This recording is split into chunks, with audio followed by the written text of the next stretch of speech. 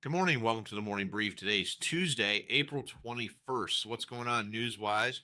Well, we look at forexfactory.com calendar and you can see that we had 815 number ADP weekly employment change, which is actually way better than expected. 54.8 thousand jobs created versus 40.3 last month. It's a good thing.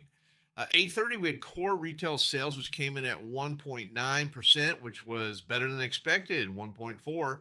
And the retail sales number came in at 1.7 versus 1.4. So again, good news on the retail front. However, this is sometimes muddied because if prices go up, retail sales go up.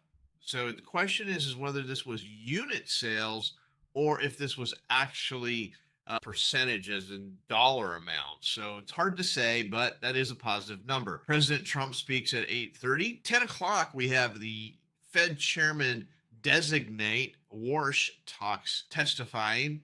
We also have pending home sales month over month, business inventories month over month. And then that is pretty much it for the rest of the day, with the exception of 2:30, we have FOMC member Waller speaking. And then after the market closes, we have the API weekly statistical bulletin. And that will be it for the day news wise. Looking at charts, looking at the daily chart, you can see we are still up here at all-time highs.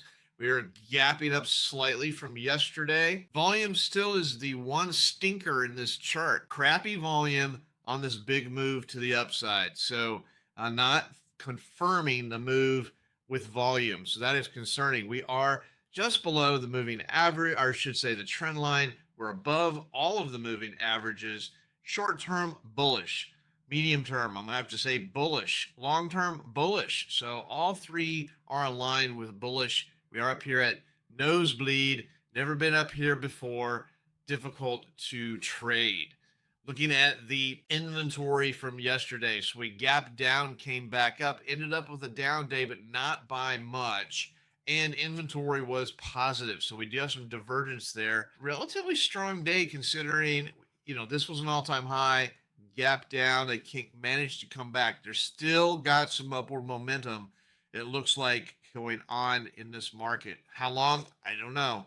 But it does concern me that we had negative price action, and actually it looks like positive, but from day to day, and having positive inventory. So those are not correlated, and that is usually a problem. Looking at the overnight action, what do we got going on?